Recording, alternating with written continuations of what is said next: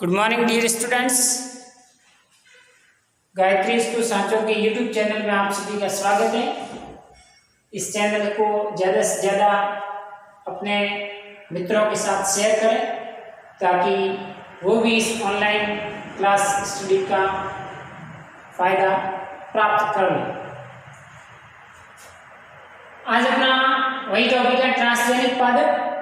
इस ट्रांसजेनिक पादप के अनुप्रयोग यानी कि जो परायजीवी पादप अपन विकसित कर रहे हैं उसका दैनिक जीवन में क्या क्या उपयोग हो सकता है, तो वो अनुप्रयोग एप्लीकेशन आपके समक्ष लिखे हुए पड़े हैं।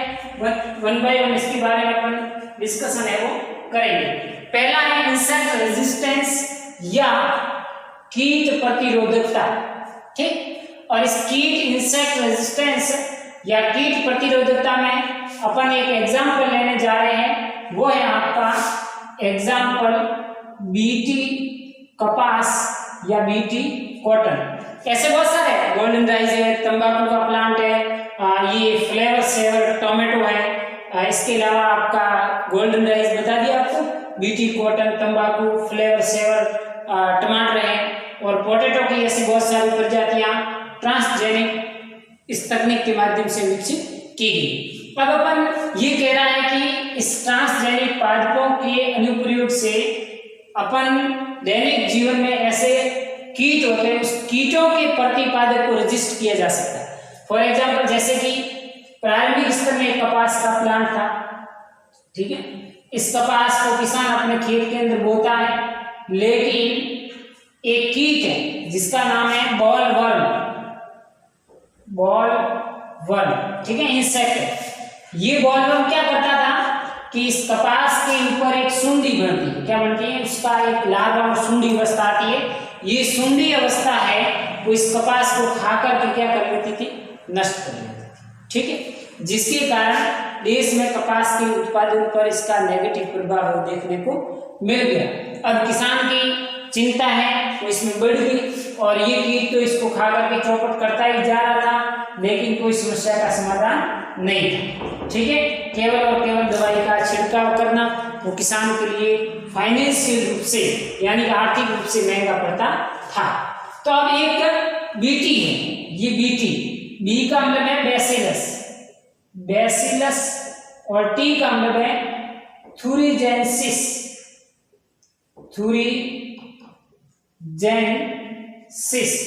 ये एक प्रकार का क्या है, जीवाणु। बैसिलस थुरिजेंसिस एक प्रकार का जीवाणु है और इस जीवाणु में एक पराजीन या जीन खोजा गया, उस जीन का नाम था, जो जीन खोजा गया CRY, क्रायोजीन, ठीक है।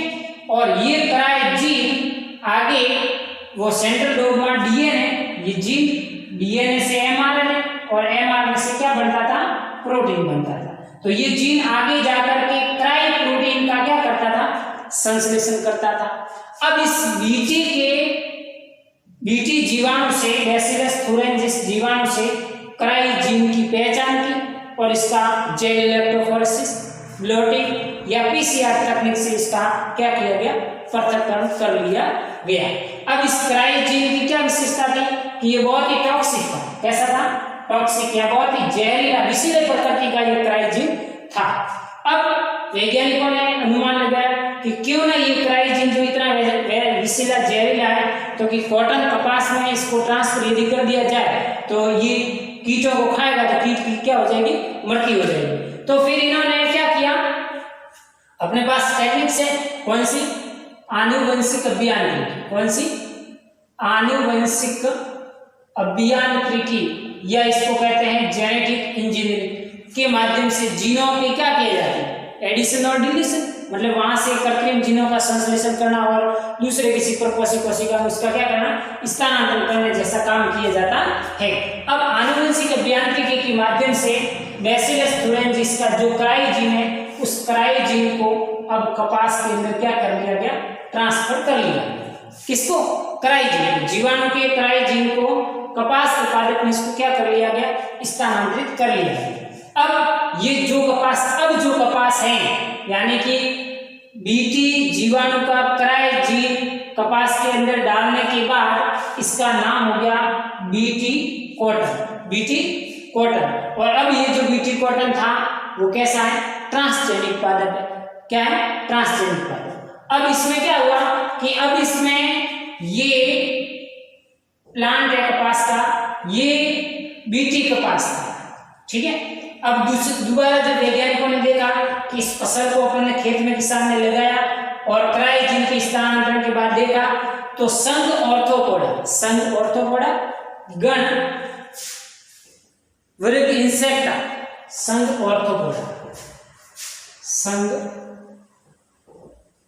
आर्थ्रोपोडा वर्ग इंसेक्टा का मतलब होता है कीट, और गण लेपिडोप्टेरा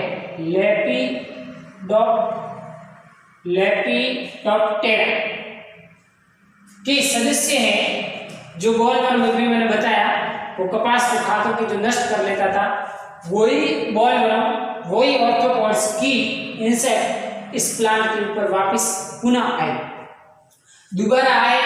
तो अब इसके अंदर क्या था, क्राइजीन था। क्या था, क्राइजीन। अब ये जीन है, जीन से एमआरएनए से क्या बढ़ेगा, प्रोटीन। तो जैसे ही जो बॉलवर्म था या जो आपका कीट था, उस कीट ने इस कपास की पत्तियों को भोजन के रूप में जैसे ही ग्रहण किया तो उसका भोजन कीट की आर नाल के अंदर गया। जैसे ही आर नाल में गया तो ये क्राइजीन एक्टिव हो गया, और क्राइजीन एक्टिव होकर के जीन से एमआरएनए और एमआरएनए से क्राई प्रोटीन का क्या किया, निर्माण किया। और क्राई प्रोटीन का निर्माण कहां पर हो रहा है, उस कीट की आर नाल के अंदर। जैसे ही उस कीट की आर नाल के अंदर ये क्राई प्रोटीन पहुंचा, उसी के साथ ही उस कीट की आर नाल क्या हो जाती है, फट जाती है। विषैला टॉक्सिक जहरीला होने के कारण उसकी आर नाल फट जाती है। फलस्वरूप वो वो कीट इंसेक्ट बॉलवर्म में क्या हो जाता है, मर जाता है, और उस फसल की सुरक्षा है वो हो जाती है।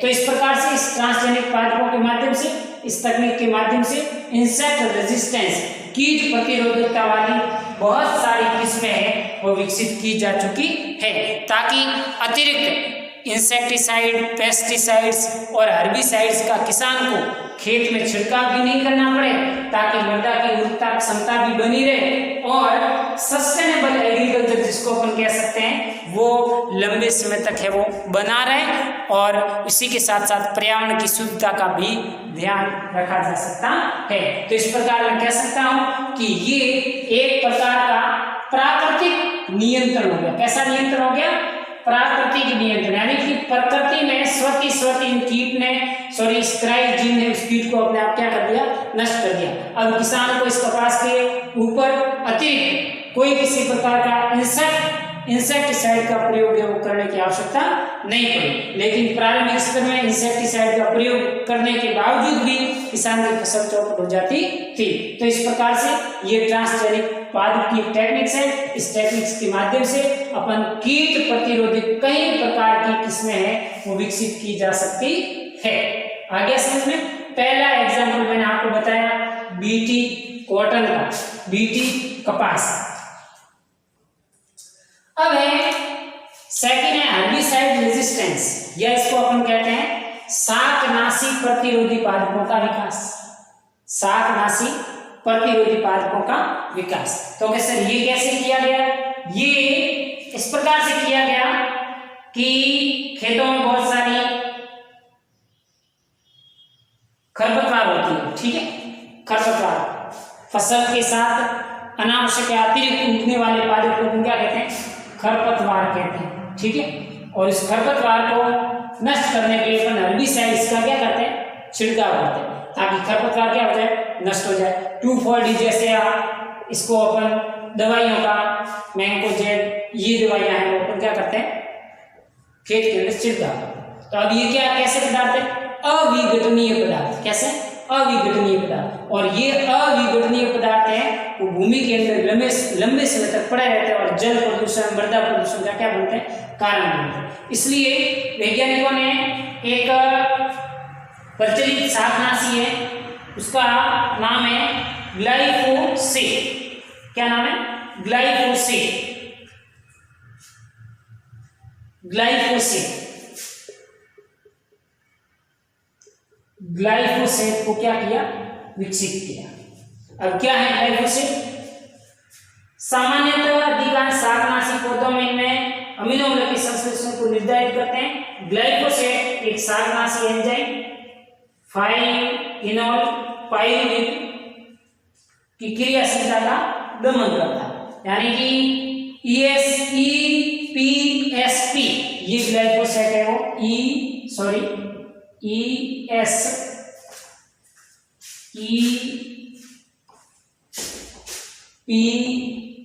EPSP का क्या करता है, दमन करता है। दमन का मतलब उसको क्या करता है, रोकने का कार्य संपादित करता है।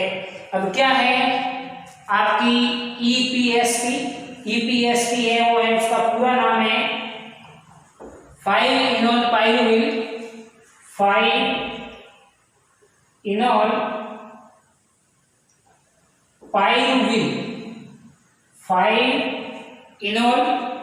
पाइरुवेट सिकीमेट 3-फॉस्फोसिंथेज सिकीमेट 3-फॉस्फोसिंथेज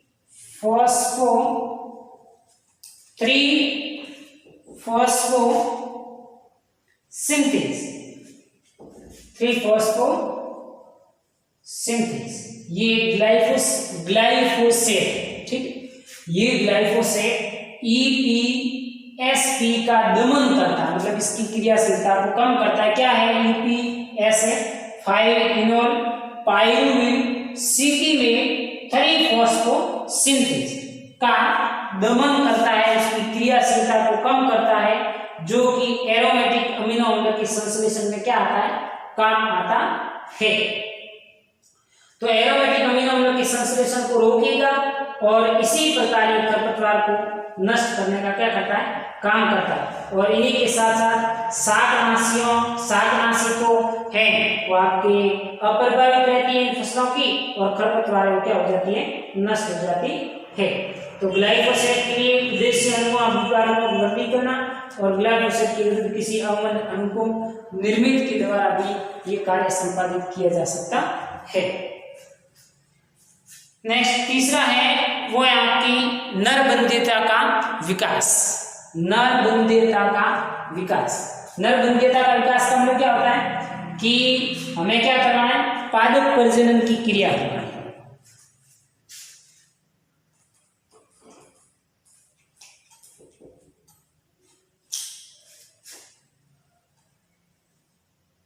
पादप प्रजनन करवाते हैं, पादप प्रजनन।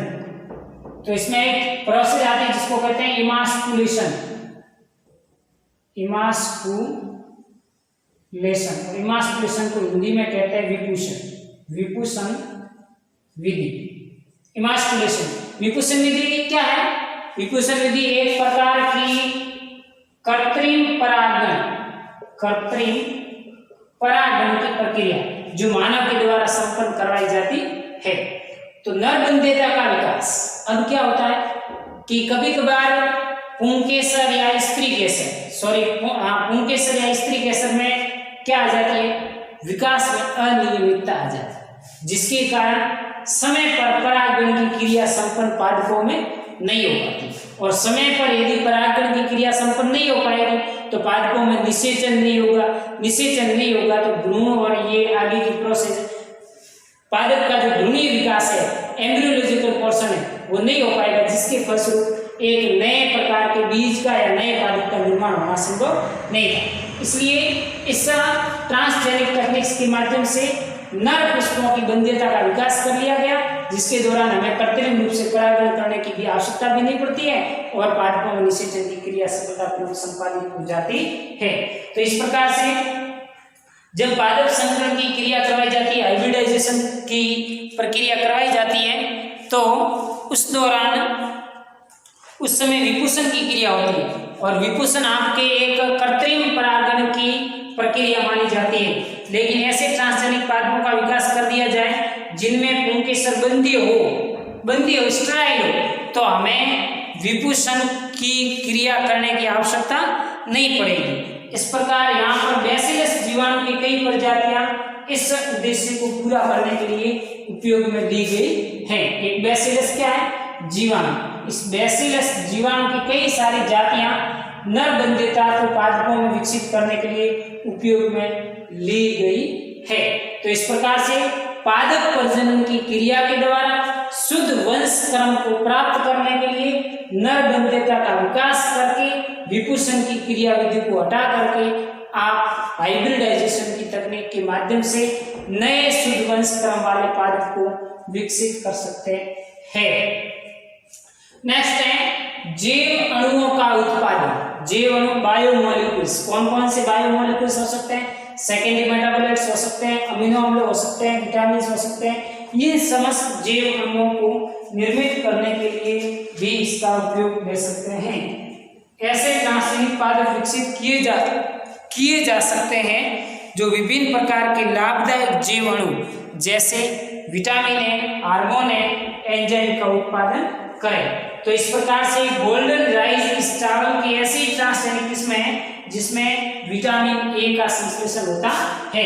तो इसी प्रकार से इसी ट्रांसजेनिक प्लांट से आपका गोल्डन राइस वास्तव में इसका कलर गोल्डन होता है इसलिए इसका नाम दे दिया गोल्डन राइस। प्रारंभिक स्तर में क्या था कि जो चावल था उस चावल में विटामिन ए की क्या थी?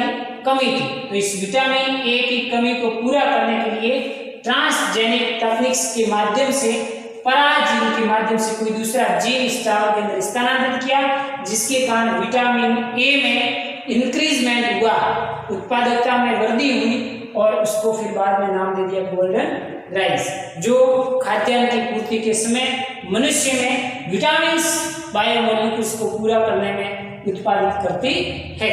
इस प्रकार से ट्रांसजेनिक का अगेन ये अनुप्रयोग हो गया। तीसरा अनुप्रयोग इसका ये है कि इसमें आप सुपर पोटैटो विकसित कर सकते हैं, बीज प्रोटीन युक्त गुणवत्ता वाला विकसित कर सकते हैं, खाद्य टीके विकसित कर सकते हैं, महत्वपूर्ण औषधियां बनाई जा सकती हैं, उपापचय अभियांत्रिकी को निर्मित किया जा सकता है और जैव अपघटनीय प्लास्टिक वाले प्रोडक्ट भी आप तैयार कर सकते हैं।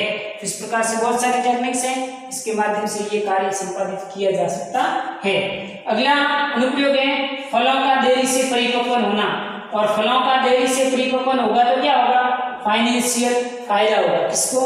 देश को, जो देश उसको निर्मित कर रहा है, उसको जो किसान निर्मित कर रहा है। इसके माध्यम से फ्लेवर सेवर एक टमाटर को क्या किया गया?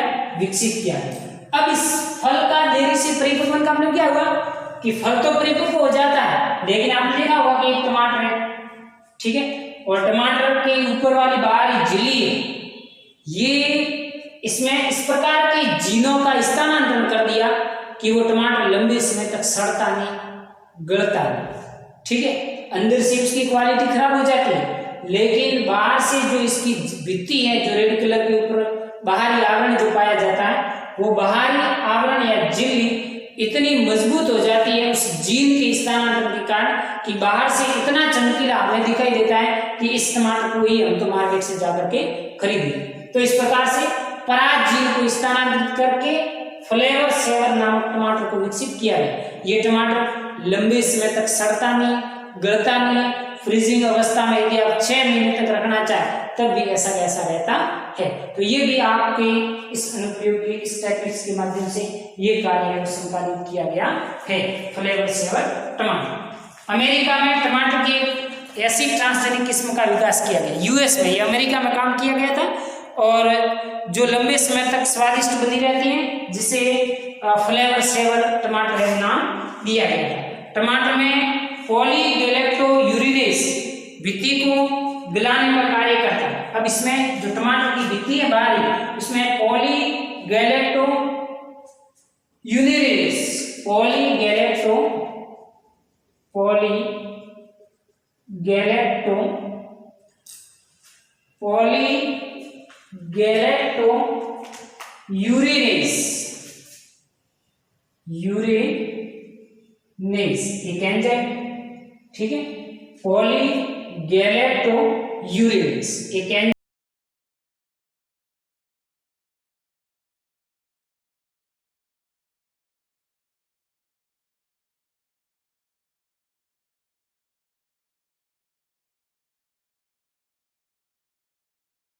जाए तो टमाटर की वृद्धि है वो नहीं जगेगी।